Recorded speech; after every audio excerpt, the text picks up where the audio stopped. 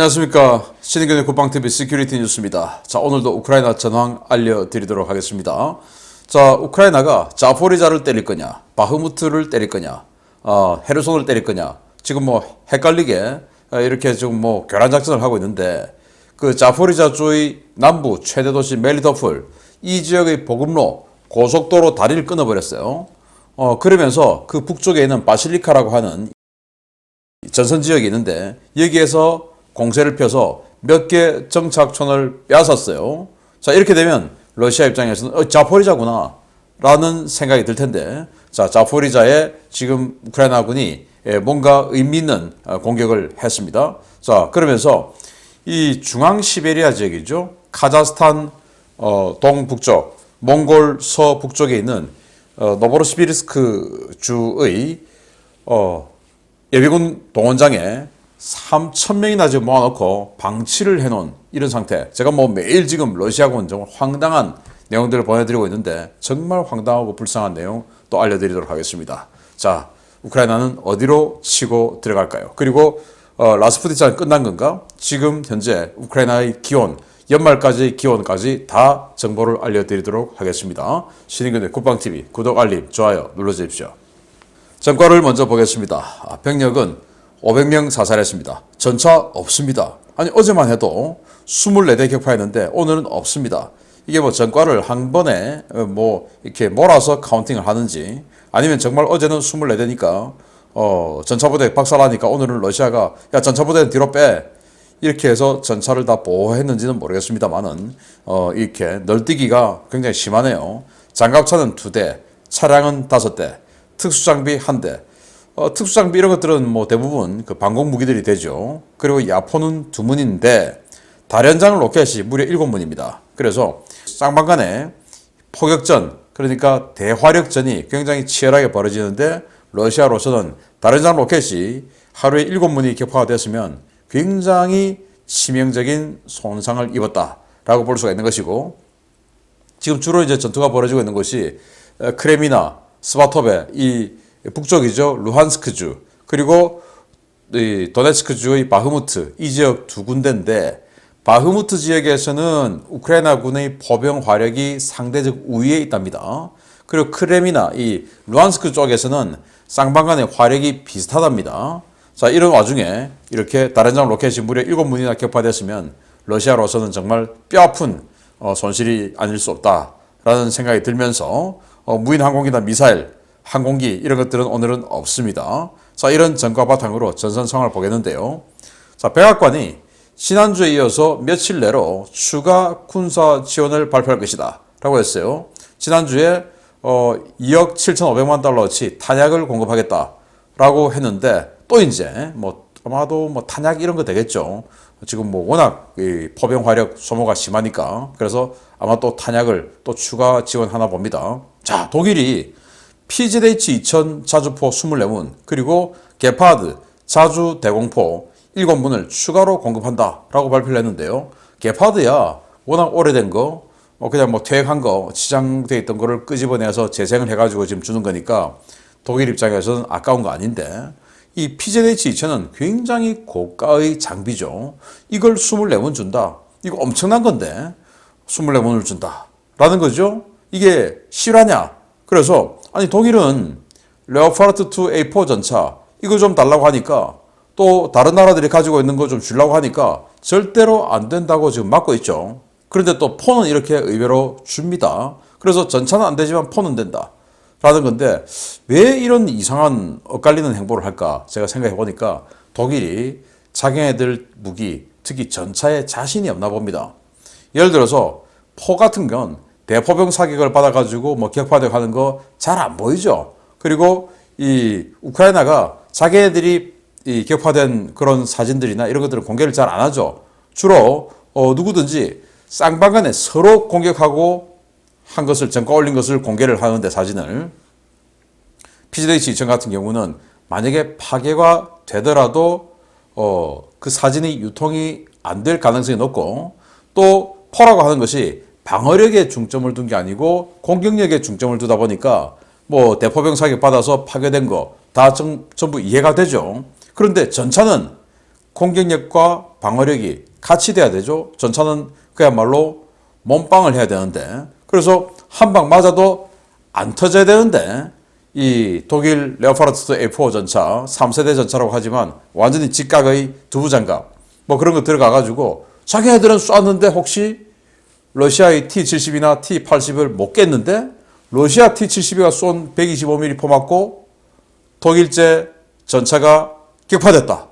이런 사진이 러시아를 통해서 유통이 되어버리면 이 전차 군단이라고 하는 이 독일의 위명, 그리고 지금 이 레오파르트 A7 버전까지 와 있고, 지금 앞으로 나토에서 완전히 뭐 이 전차 전력을 5,000대에서 8,000대까지 늘린다라고 하는 이런 상황에서 겁나나 봅니다. 제가 그거 아니면 이렇게 폰은, 최신형 폰은 주는데 전차는 안 줘. 이거는 설명이 안 된다. 그래서 자신이 없는 것 같다. 그래서 독일 쫄지 말고 좀 줘라 라는 말을 해주고 싶습니다. 자, 젤렌스키 대통령이 러시아군이 성탄절을 맞춰서 처군해라 라고 요구를 했고, 야, 성탄절 얼마나 명분되냐, 그러니까 크리스마스 선물이다 생각하고 처군해라 라고 요구를 하는데, 그 철군 조건이 또 다 있죠. 바로 또 젤렌스키 대통령이 평화 협상을 위한 이 쌍방 이거 안 지키면 끝이니까 의미 없고 다자 정상회담을 하자. 미국도 들어오고 터키도 들어오고 뭐 영국도 들어오고 뭐 이런 식으로 해서 다자 간의 정상회담을 하자라고 하는데, 러시아는 묵묵무답입니다. 아니 뭐 지지난주에는 러시아가 정상회담 하자, 뭐 이 평화협상 하자 이랬는데, 그때는 또 우크라이나가 묵묵무답이었죠. 뭐냐, 우크라이나의 조건이 너무나 러시아 입장에서는 이건 도저히 못 들어주겠다라는 거. 일단 무조건 다 철수해. 그리고 영토는 2014년 이전으로 다 되돌려. 그러니까 크림반도까지 돈바스 지역 다 내줘. 그리고 피해 복구 전부 다 니들이 다 해. 그리고 러시아 니들도 비핵화해. 이게 이제 전제 조건이니까 러시아로서는 들어줄 수 없죠. 자, 이런 조건으로 지금 서로 들어줄 수 없는 이야기들을 하고 있습니다. 우크라이나가 학교 기관을 보수하면서 워낙 지금 민간인 지역, 특히 학교 지역에 대한 폭격이 심하니까 방공호 설치를 의무화했다라는 참 안타까운 이야기고요. 러시아가 아조프해의 민간 선박에서 이란제 드론 샤히드 136 그걸 지금 발사하기 시작했다. 크림반도에서 쏘기 시작했어요. 크림반도에 쐈는데 이걸 우크라이나가 타격해버렸죠. 그러니까 크림반도는 이제 위험해서 안 되겠다. 그래서 아조프해, 베르단스크, 마리오폴 그 마주보는 바로 그 바다에서 민간 화물선에다가 실어놓고 쏘니까 이제 여기는 우크라이나 해군도 없고 러시아의 내해나 마찬가지니까 지금 완전 호수나 마찬가지니까 우크라이나 해군이 없고 또 워낙 이 바다가 애타서 잠수함도 들어갈 수 없고 또 우크라이나는 잠수함도 없고 그래서 여기는 안전하다 해서 아조프의 화물선에서 지금 자폭 드론을 쏘고 있다고 하는데 이건 제가 봤을 때 우크라이나가 뭐 어떻게 할 방법이 없을 것 같아요. 어떻게 해결할 건지 보겠습니다. 포브스지가 우크라이나는 자포리자주에서 대규모 공세를 할 것 같다 라고 이야기하면서 이 자포리자의 전황을 알려주었는데 그게 좀 이따가 나옵니다. 이스라엘은 이란이 러시아에 제공하는 탄도미사일의 사거리 축소를 시도하고 있다. 지금 뭐 파테 120 같은 이 탄도미사일을 러시아에 대량으로 수백 발 지금 이 전달해주는 이런 거래를 하고 있는데 이거 300km 이상 그대로 사거리를 구현해주면 전선에서 중심, 즉 후방 지역으로 공격을 할 수 있으니까 이러면 또 이란이 욕먹는다. 안 그래도 지금 자폭 드론 때문에 이란이 굉장히 욕먹고 있는데 이러면 안 된다 해서 한 100km대 초중반으로 사거리를 줄이면 전선 지역에서만 사용할 거 아니냐 라는 생각을 하나 봅니다. 뭐 그러나 저러나 안 주는 게 제일 좋은데요. ISW 미국 전쟁연구소는 러시아가 게라시모프 총참모장 경질설이 돌고 있다 라고 이야기했어요. 자, 이런 이야기들을 하면 러시아는 즉각 사실무근이다 라고 반박을 하거든요. 왜냐, 이런 최고 수뇌부의 어떤 그 분열, 숙청 이런 것들은 굉장히 사기에 영향을 미칠 수가 있죠. 그런데 이번 이 이야기에는 지금 러시아가 가타부타 말을 안 하고 있는 걸로 봐서 이거 뭔가 최고 수뇌부에 또다시 큰 변동이 있는 거 아니냐, 총참모장이 아웃된 거 아니냐, 이런 설도 나오고 있습니다. 우크라이나가 자포리자주 바실리카 일대에서 소규모 공세를 해서 이 몇 개의 정착촌을 탈환했다고 하는데 이러한 근거로 해서 포브스지는 우크라이나가 자포리자에서 대규모 공세를 할 듯하다라는 거죠. 그리고 우크라이나가 스바토베 이 북쪽 루안스크 지금 크레미나보다 더 북쪽이죠. 그 P66도로 이게 지금 남북으로 뻗어 있는데 그 도로에서 러시아군 방어선을 일부 돌파했다 라고 홍보를 하고 있는데 여기는 서로 쌍방간의 말이 좀 다릅니다. 자, 이런 전선 상황을 바탕으로 주요 소식 들어갑니다. 첫 번째입니다. 병사 개개인의 기량부터 일선 지휘관의 능력, 최고 수뇌부의 전략적 판단 능력까지 그야말로 총체적인 난국에 빠진 러시아에서 또 충격적인 소식이 날아왔습니다.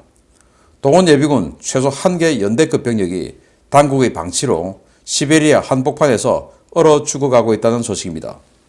러시아가 시베리아와 극동지방에서 지난 10월부터 동원한 최소 1개 연대급 이상의 병력이 시베리아 지역의 노보시비르스크주 콜초보 훈련장에 2달 넘게 방치되었으며 시베리아 지역의 혹한이 시작되면서 이들이 하나둘 죽어가고 있다고 이고르 코브제프 이르쿠츠크 주지사가 현지 시각 12월 13일 폭로했습니다. 코브제프 주지사는 우리 주에서 동원되어 콜초보로 간 많은 예비군들이 동원된 이후 방치되어 기관지염과 폐렴 증상을 겪고 있으며 대부분 심각한 상태지만 치료를 전혀 받지 못하고 있다라고 성토했습니다. 코브제프 주지사의 이 같은 비판은 지역구인 이르쿠츠크 지역에서 동원된 예비군들의 아내들이 현지 주정부에 민원을 넣으면서 시작됐는데요. 예비군 아내들은 집단 행동을 통해 콜초보에 갇혀 있는 남편들을 살려내라며 연일 시위를 이어가고 있습니다. 코브제프 주지사의 발표에 따르면 콜초보에는 임시로 설치된 간이 텐트가 막사로 사용되고 있고 이들은 제대로 된 연료나 난방용품 보급도 없이 인근 숲에서 나무를 베어 땔감으로 쓰면서 섭씨 영하 30도의 혹한을 버텨내고 있는 것으로 전해졌습니다. 훈련장에는 온수가 나오는 샤워 시설이나 의료 시설은 전혀 없고 예비군들은 현지에서 급조한 이동식 욕조에서 더러운 물을 덮여 간단한 세면 정도만 하고 있는데요. 위생 상태가 엉망이고 난방과 의료 지원이 이루어지지 않아 전체 입소 예비군 가운데 95%가량이 감기와 기관지염, 폐렴, 저체온증 등의 증상으로 텐트에 누워있다고 예비군 가족들은 성토했습니다. 러시아 당국이 이들에게 해주는 것은 항생제뿐인데요. 항생제를 처방받더라도 식량과 난방이 공급되지 않아 증상이 호전되는 이는 거의 없고 고통을 잊기 위해 훈련장 인근 상점에서 보드카를 구해와 마시는 사람이 늘어나면서 취중에 동사하는 사람도 점점 늘고 있는 것으로 전해졌습니다. 예비군 가족들에 따르면 동원 예비군들은 지난 10월 중순 훈련장에 온 뒤 단 3번의 사격 연습만을 실시했고 이후에는 방치되어 노숙하고 있는데요.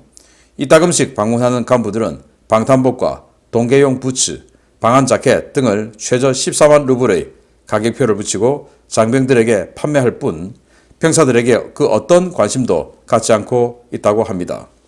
더 황당한 것은 2달 가까이 방치된 이들 병력을 전선으로 이동 배치할 조짐이 전혀 없다는 것인데요. 예비군 가족들은 당국이 무리한 동원과 무책임한 방치로 자국민을 죽음으로 몰아넣고 있다고 성토하고 있습니다. 현재 콜초보 훈련장에 입소한 예비군 병력은 3, 4천여 명 수준으로 알려져 있는데요. 멀쩡하게 잘 살고 있는 주민들을 강제로 동원해 시베리아 혹한의 숲속에 던져놓고 죽을 때까지 방치하는 러시아 당국. 도대체 이 나라의 시스템이라는 것이 존재하기는 하는지 묻고 싶습니다. 이게요. 흑백 사진이 아니고 칼라 사진입니다. 지금 눈이 와서 이렇게 아주 흐린 날씨. 여기에 이제 줄을 서서 걷고 있는 군인들의 모습이 보이는데, 시베리아 한복판, 카자흐스탄 북동쪽, 몽골 북서쪽, 노보시비르스크주라고 하는 곳인데요. 여기에 뭐 이렇게 방치되어 있다라고 하는 걸 그냥 일반인이나 또는 반정부 언론이나 뭐 이런 데서 하는 것도 아니고 완전히 핵심 세르게이 쇼이구 국방부 장관의 측근인 사람이 이런 이야기를 합니다. 이 사람은 이주가 아니고 그 인근에 있는 그 이르쿠츠크주, 그러니까 바이칼호 인근에 있는 곳의 주지사예요. 이 사람이 내무군 중장 출신이고 전 비상사태부 차관이죠. 세르게이 쇼이구 국방부 장관이 그 전 직책이 비상사태부 장관이었죠. 그래서 쇼이구 계열이다 라고 한 사람이 이 사람이 중앙정부를 지금 제격하고 나선 거예요. 왜? 아니 우리 주 장병들 데려와서 노보시비르스크주 그 훈련장에 데려갔으면 뭐 훈련을 시키고 해서 전선에 투입하는 거 그건 뭐 이해를 하는데 지금 들어보니까 또 확인해 보니까 그냥 방치해놓고 죽이고 있다. 이게 말이 되냐라는 거예요. 자, 이런 식으로 우리 뭐 군대에 있을 때 그 24인용 텐트 이런 데다 넣어놓고 그냥 이렇게 있는 겁니다. 근데 여기에 난방시설도 없고 뭐 난로도 없고 아무것도 없이 그냥 이렇게만 해놓는 겁니다. 영하 30도인데 이게 말이 됩니까? 그래서 아무 하는 일 없이 지금 2달 됐는데 사격 훈련, 사격 연습 딱 3번 그게 끝이다 이거예요. 그렇게 해서 그냥 우리는 그냥 뭐 들판에 자고 우리는 보호받지 못하고 있다. 이렇게 지금 하는 거예요. 그래서 도대체 날씨가 얼마나 되냐 해서 보니까 오후 2시 36분 현재 이 동네 날씨가 영하 13도 그리고 체감온도 영하 22도 이게 지금 이 상황이에요. 근데 오후 2시 30분에 이 정도면 밤 되면 어떻게 됩니까? 영하 30도 넘죠. 그런데 난방도 없이 아무것도 없이 저렇게 내팽개쳐 놓으려면 왜 불렀습니까? 그래서 저체온증에 전부 폐렴에 걸려가지고 아무것도 보호받지 못하고 항생제만 먹고 있고 훈련도 없이 아무것도 하지 않고 저러고 3, 4천 명이 들판에 그냥 저러고 있다라는 겁니다. 러시아는 정말 국가 시스템이 엉망이 같아요. 아마 이 사람들이 존재한다는 걸 지금 총참모부에서는 인지를 못하고 있는 것 같습니다. 그게 아니면 어떻게 이렇게 버려놓습니까? 지금 병력이 없어가지고 여기서 끌고 오고 저기서 끌고 오고 에스토니아 국경선에 있는 그 국경 경비병력, 감시초소병력까지 끌어와서 전선에 투입하는 러시아군인데 이렇게 3, 4천 명을 들판에 버려놓고 있는 건 있는 것도 모르고 있다. 이거 아니겠습니까? 정말 기가 찬 러시아인데 푸틴 정권이 무너지는 그런 소재를 하나하나 매일매일 차곡차곡 쌓고 있는 러시아. 안 무너지고 되겠습니까? 이러고 있는데 정말 기가 찬 러시아인데 또 우크라이나가 한 건 했습니다. 보겠습니다. 도네츠크 반군 지도자 중에 하나인 이고르 거킨이 주장한 것처럼 우크라이나군의 동계 대공세 주공은 아무래도 자포리자가 맞는 것 같습니다. 최근 자포리자 일대에서 곧 공세가 시작될 것처럼 연기를 피우고 있는 우크라이나가 러시아군의 핵심 보급로를 끊었다는 소식입니다. 작은 다리 하나가 손상된 것이지만 이 일대 러시아군은 패닉 상태에 빠졌습니다. 우크라이나군이 자포리자의 전략적 요충지 메리토폴과 아조프의 예난 도시들을 잇는 M14 고속도로의 교량을 공격했으며 이 공격으로 현재 이 도로를 통한 모든 보급이 중단되었다고 복수의 워싱턴 소식통이 현지 시각 12월 13일 리포트했습니다. 이번 공격은 12월 12일 저녁 8시 27분께 발생했는데요. 워싱턴 소식통들은 우크라이나 측이 날린 투폴레프 143 무인 공격기에 의한 공격설과 파르티잔에 의한 폭발물 설치설 모두를 언급하며 이번 교량 피격 사실을 전하고 있습니다. 이번 공격으로 이 다리는 교량 중앙 부분이 가라앉아 붕괴 직전의 상태인데요. 러시아 측은 해당 교량을 봉쇄하고 공병을 보내 긴급 복구 작업에 나선 것으로 전해졌습니다. 공격을 받은 다리는 길이 약 150m 정도의 왕복 2차선 도로가 설치된 교량인데요. 멜리토폴시 외곽선에서 약 800m 떨어진 곳에 위치한 M14 고속도로 진출입 구간으로 활용되고 있는 매우 중요한 교량입니다. 워싱턴 소식통들은 우크라이나 측이 이 다리를 공격한 이유가 이 다리의 전략적 중요성 때문이라고 보고 있습니다. 이 다리는 마리오폴, 베르단스크를 거쳐 멜리토폴로 들어오는 M14 고속도로의 진출입 관문이어서 이 다리가 파괴될 경우 러시아는 M14 고속도로를 통한 보급로 유지에 차질을 빚을 수밖에 없습니다. M14 고속도로는 멜리토폴과 베르단스크, 마리오폴을 연결하는 아조프의 연안 보급로로 활용되고 있는데요. 이 도로는 크림반도를 통해 멜리토폴로 들어오는 철도와 함께 자포리자 전선은 물론 헤르손 전선 전체의 러시아군을 유지하는 핵심 보급로로 평가되어 왔습니다. 현지 워싱턴 소식통들은 이번 공격이 있기 전 자포리자시 남쪽의 바실리카 일대에서 우크라이나군의 소규모 공세와 일부 정착촌 탈환이 있었다고 보고하고 있는데요. 이러한 일련의 상황 때문에 러시아 진영에서는 우크라이나군의 대공세가 자포리자에서 시작되는 것이 아니냐 하는 우려가 확산되고 있습니다. 러시아는 우크라이나군의 공세가 크레미나 또는 바흐무트 방면에서 이루어질 것으로 보고 헤르손은 물론 자포리자 전선의 병력 대부분을 빼내 돈바스 지역으로 재배치한 상태인데요. 이 때문에 자포리자 전선에서 우크라이나군이 공세를 시작할 경우 한 줌도 되지 않는 병력으로 이를 막아내야 하는 절체절명의 위기 상황을 맞게 됩니다. 현재 자포리자 지역의 러시아군 주력은 대부분 보병이고 이들은 현지에서 주민들을 강제 동원해 참호를 파고 엉성한 방어선을 구축하고 있는데요. 현지 러시아군 지휘관들은 이달 하순까지는 영산과 영하를 오르내리는 극심한 일교차가 계속되기 때문에 우크라이나군이 대대적인 공세를 감행하지도 못할 것으로 보고 있는 것으로 전해졌습니다. 이에 앞서 올렉시 레즈니코프 우크라이나 국방장관은 현지 시각 12월 12일 날이 더 추워지고 지면이 굳으면 공세에 나서겠다고 공언한 바 있는데요. 공세를 벌일 것처럼 냄새만 풍기고 있는 우크라이나군의 행보가 정말 공세를 준비하는 것인지 러시아군을 말려 죽이기 위한 기만전인지는 조금 더 지켜봐야 할 것 같습니다. 네, 자포리자의 그 멜리토폴이죠. 그 외곽에 이 다리를 끊어버렸어요. 이 다리를 끊었는데 뭐로 끊었는지는 아직 정확하게 나와 있지 않아요. 근데 저 다리 길이 150m짜리 다리를 끊었는데 지금 이렇게 되었습니다. 그래서 트럭에 사람은 지금 왔다 갔다 할 수 있는데 트럭이 못 다닌답니다. 트럭 못 다니면 보급 안 되죠. 그래서 보급로를 끊어버린 거죠. 이제 러시아는 이 굉장히 중요한 보급 축선인데 여기가 어디냐? 지금 여기가 항구 도시 베르단스크, 여기가 마리우폴이죠. 그리고 여기 멜리토폴인데 바로 이 도로를 끊어버린 거예요. 그리고 이제 크림반도에서 올라오는 철도가 있고 또 도로도 있고 이 크림반도에서 오는 보급 그리고 마리우폴, 베르단스크를 통해서 들어오는 보급 이렇게 두 개인데 그중에 하나를 지금 끊어버린 거죠. 치명적인 손상을 입게 된 거죠. 자포리자 방어군 입장에서는. 그래서 그러면 도대체 언제 공세를 펴나? 어디로 가나? 자, 이런 것들을 봐야 되는데 이 다리를 끊기 전에 이 지역에 있는 바실리카 이 지역에서 우크라이나군이 공세를 취해가지고 몇 개 정착촌을 탈환하고 그리고 다리를 끊고 하니까 이거 자포리자로 때리겠네? 그런데 지금 이쪽으로 때릴 줄 알고 여기다가 지금 러시아군은 방어선을 치고 여기다가 병력을 대규모 배치를 했는데 아니 지금 여기서 지금 공세가 들어오네? 어떻게 합니까? 지금 큰일 났죠? 자, 그런데 언제 공세 들어올까? 결국은 지금 라스푸디차 상황으로 땅이 이렇게 진창이라서 전차, 장갑차 그리고 뭐 어떤 트럭이라든지 SUV라든지 움직이지를 못해요. 우리가 렉스턴 스포츠 100몇십 대를 줬지 않습니까? 거기다가 기관총 장착하고 뭐 이 테크니컬 장비로 써야 되는데 그것도 못 움직여요. 이 상태 같으면. 그래서 온도를 봤더니 이 지역 온도가 이렇습니다.